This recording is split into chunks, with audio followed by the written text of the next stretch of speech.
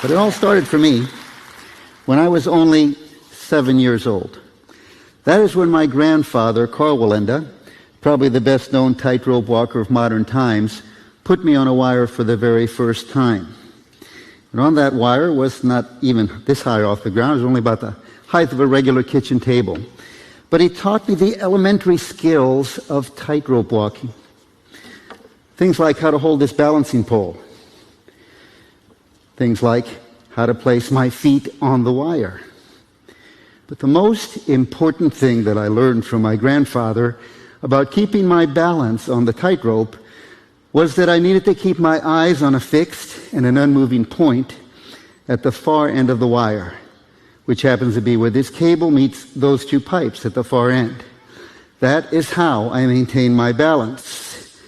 I've been doing this for over 50 years now. And with that time and that experience, I do have the ability to look around, to talk to you face to face. But invariably, if this equipment is not as sturdy as I hope it is, or if I lose my balance for any reason whatsoever, my vision will instinctively and immediately return to that point at the far end of this wire so that I can regain my balance. Once this all becomes pretty much second nature to me, and what I mean by that is I can do it not in my sleep, but pretty much under any circumstances, then and only then did I take my first few steps on that tightrope.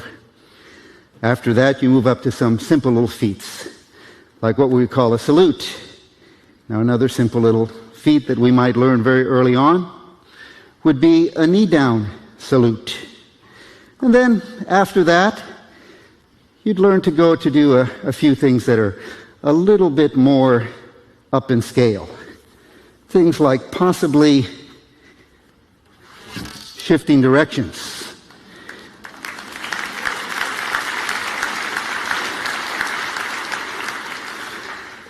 You know, though, I learned very early on that I couldn't pay my bills or support my family by simply walking back and forth on a tightrope and doing some simple salutes. So I really had to put myself into my craft, to practice and rehearse countless hours, so I could move up to doing some things much bigger, much better, things like standing on my head.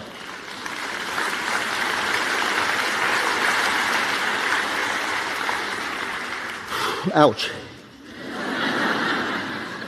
The more time that goes by, the more stars I see doing that particular trick. You know, it might interest you to know that my rehearsals from the age of 7 until I was 12 or 13 is what it took until I could actually make my first few steps on a regular tightrope, which was 30, 35 feet in the air. And then my family made me wait another 5 years till I was 17 or 18 before I actually became a member of the واليندا troupe. But since that's been so long ago, I've discovered that every once in a while I get out of breath, as you can probably hear at the moment. And when that happens, I find the best way to catch my breath is just to take a moment. So I'm going to place my trusty stool on the tightrope here. And once I get in position, I'm going to join you all and just kind of kick back and chill for a minute.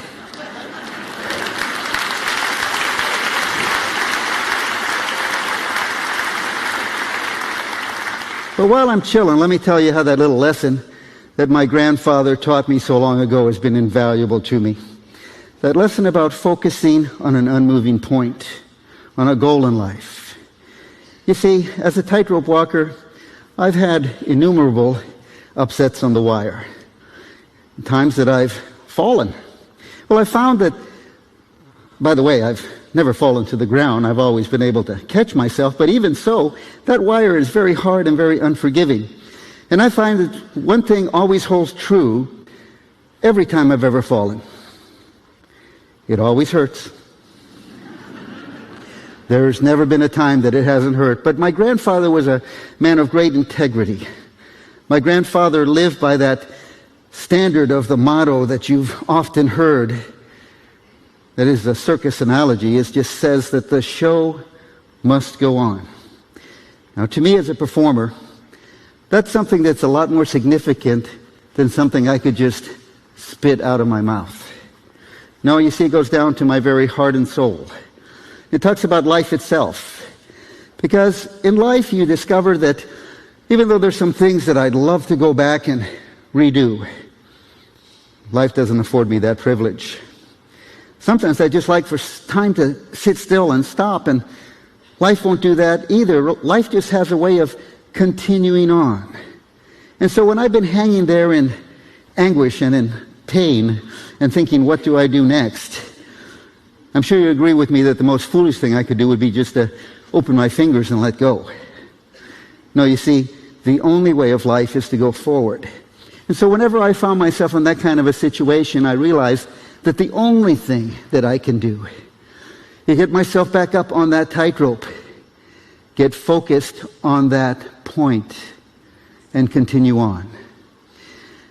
Now that is a lesson for life itself, because I found that if I'll focus in on a goal in my life, if I'll persevere, if I won't give up, if I'll be unrelenting, if I'll just hang in there, if I won't give up in the last moment,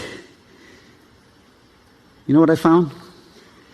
I found that I can accomplish absolutely the impossible in life.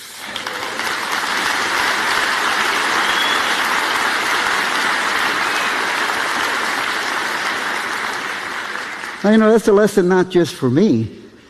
That's a lesson for everybody. If you'll just focus in on a goal in life, if you'll persevere, if you don't give up, you can accomplish absolutely the impossible.